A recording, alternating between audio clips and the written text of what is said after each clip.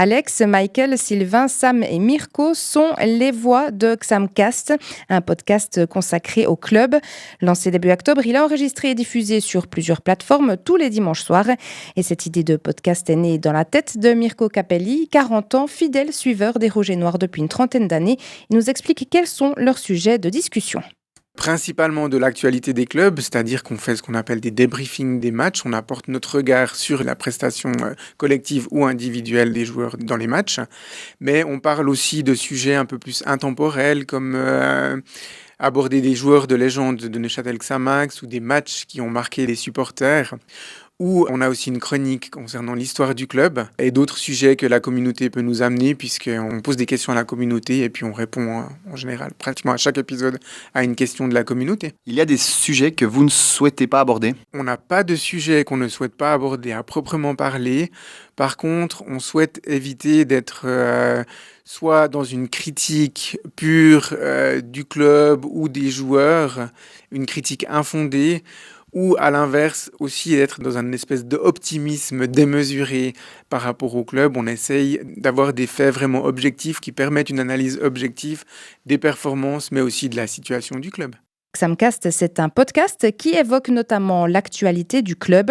Cette émission hebdomadaire est enregistrée et diffusée sur plusieurs plateformes en ligne chaque dimanche soir depuis début octobre. Elle est portée par 5 supporters de Neuchâtel Xamax et cette idée est née dans la tête de Mirko Capelli, 40 ans, fidèle suiveur des Rouges et Noirs depuis une trentaine d'années.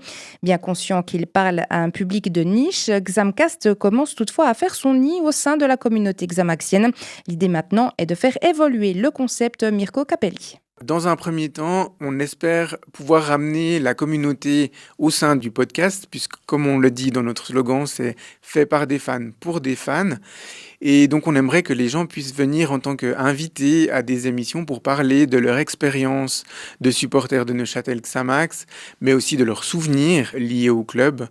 Donc c'est un souhait pour le futur. Quels sont les retours que vous avez ?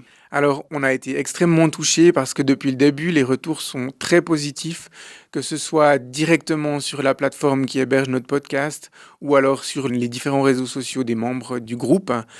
Les gens relèvent que c'est quelque chose qui manquait et puis ils relèvent aussi que malgré notre statut 100% amateur, c'est un travail qui sonnait très pro, tant dans l'audio, dans la présence de l'animation du podcast, mais aussi dans la qualité des analyses qu'on pouvait fournir.